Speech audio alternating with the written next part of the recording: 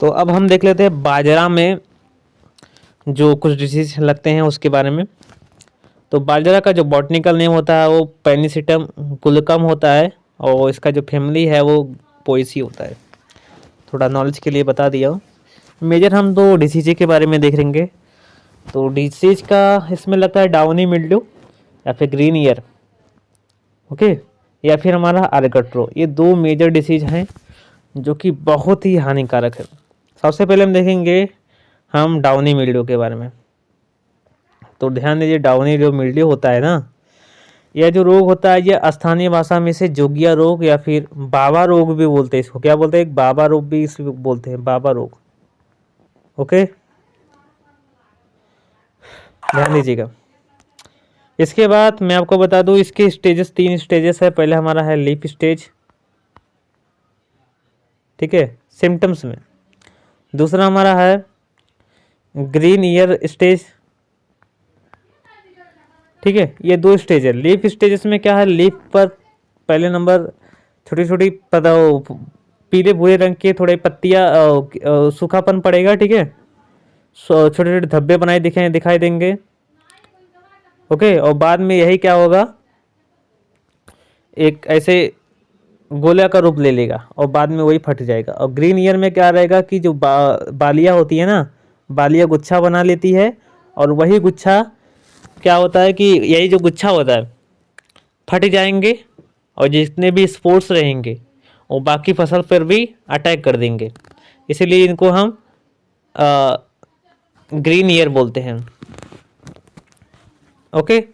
Control के लिए हम एग्रोनॉमिक प्रैक्टिसेस करेंगे, केमिकल कंट्रोल करेंगे, और तीसरा हमारा रेसिस्टेंट वैरायटी का यूज करेंगे, जो कि अभी आपको आगे बता दिया जाएगा, ओके। अब दूसरा हमारा डिसीज का नाम है अर्गट। तो ध्यान दीजिए, अर्गट जो है यह सबसे पहले इसका जो अर्थ होता है ना वो होता है स्क्लेरोसियम होता है, ठीक है, सॉरी। इस रोग से जो क्या होते हैं, जो दाने होते हैं ना वो कठोर हो जाते हैं, ठीक है, कठोर रूप में बदल जाते हैं दाने।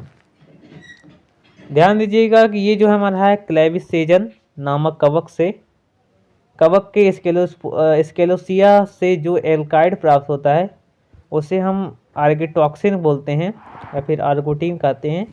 और इसमें औषधीय गुण होता है, जो बच्चे के जन्म के समय जो रक्त बहाव होता है ना उसको कंट्रोल करता है, ओके।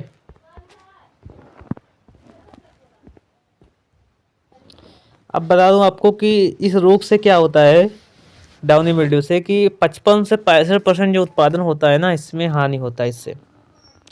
इस रोग के कारण क्या होता है कि बाजरे में केवल पुष्पक्रम ही प्रभावित होता है इससे, खाली पुष्पक्रम ही, अर्गट रोग से खाली पुष्पक्रम ही प्रभावित होता है। और यह राई का अर्गट रोग जो होता है ना, राई का अर्गट रोग, राई अलग है, राई फसल, वो हमारा होता है क्लेविस परप्यूरिया के कारण होता है, ओके।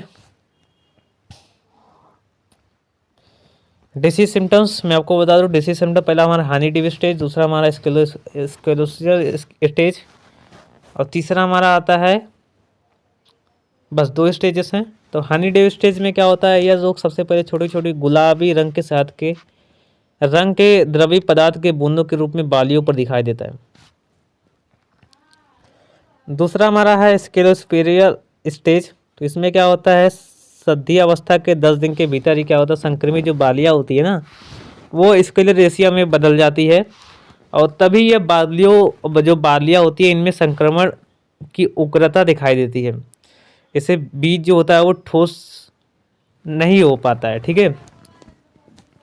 और इनकी जो लंबाई होती है 0.5 से 1 सेंटीमीटर तक होती है। कॉजियल ऑर्गेनिज्म की बात करूँ तो इसके लिए जो हमारा अर्गट रोग है इसके लिए जो जिम्मेदार है क्लेविसेप्स फ्यूजिफॉर्मिस है, क्लेविसेप्स फ्यूजिफॉर्मिस है। यह एक मिडोड रोग है या फिर स्लोरिया सीड के साथ मिक्स होकर सॉइल में आ जाते हैं, ओके।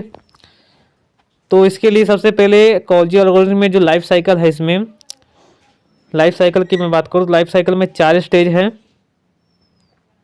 उत्तरजीविता सर्वाइवल, तो ये सर्वाइवल के लिए हॉर्स प्लांट का यूज करते हैं। और ये मृदोड है तो इसलिए सॉइल्स में रवि रहते हैं। ओके, इसके बाद प्राथमिक इंस्पेक्शन करते हैं। प्राथमिक इंस्पेक्शन में क्या करें, एक कोनिडिया का निर्माण करेंगे। यही कोनिडिया क्या है, जूस फॉर्म में कन्वर्ट हो जाएगा। इसके बाद ओ जूस फॉर्म में कन्वर्ट हो जाएगा, उसके बाद इन्फेक्शन कर देगा। और यही इन्फेक्शन के बाद जब उसमें अटैक होगा ना तो उसको सेकेंडरी इन्फेक्शन बोलेंगे। और इसके बाद अनुकूल फैक्टर भी, फेवरेबल फैक्टर भी इसमें प्रभावित करते हैं। जैसे नमी जब ज़्यादा रहेगा तो इसके विकसित होने की ज़्यादा संभावना रहेगा। इरिगेशन जो रहेगा, इरिगेशन मान लो ज़्यादा इरिगेशन कर दे रहे हैं तो भी हमारा ये डिसीज फैलने के लिए अनुकूल रहेगा। ठीक है, या फिर मान लीजिए आपने अधिक नाइट्रोजन का यूज कर दिया तो भी ये हो सकता है फैल सके। या फिर मान लीजिए आपने कोई भी वैरायटी को यूज कर दिया तो भी फैल सकता है। मान लीजिए पीएच मान जो है वो कम हो जा रहा है या फिर अधिक हो जाए तो भी ये डिसीज फैल सकता है। ओके, अगला है हमारा डिसीज मैनेजमेंट। तो डिसीज मैनेजमेंट के लिए हम एग्रोनॉमिकल, केमिकल और बायोलॉजिकल 3 चीज़ों का इस्तेमाल करते हैं और 4 चीज़ों को, सॉरी, रेसिस्टेंट वैरायटी का भी इस्तेमाल करते हैं। एग्रोनॉमिकल में जैसे डीप प्लगिंग हो गया, डीप समर प्लगिंग हो गया, क्रॉप रोटेशन हो गया, प्रॉपर वीडिंग हो गया, कंट्रोल डोजन, नाइट्रोजन फिक्सेशन हो गया। ठीक है, नाइट्रो फर्टिलाइजर। केमिकल में हम सीड ट्रीटमेंट के लिए 0.25% का हम घोल लेते हैं। ठीक है, बायोलॉजिकल कंट्रोल के लिए हम क्या करेंगे, एक कवक है जिसका नाम फ्यूजेरियम ऑक्सीस्पोरम, सेबुन्सिस, इसका इस्तेमाल कर सकते हैं। रेसिस्टेंट वैरायटी का इस्तेमाल कर सकते हैं जिससे हमारी जो वेराइटीज रहेगी, जो डिसीज रहेगा उसको कंट्रोल किया जा सकता है। Okay, thank you so much, next video में मिलेंगे।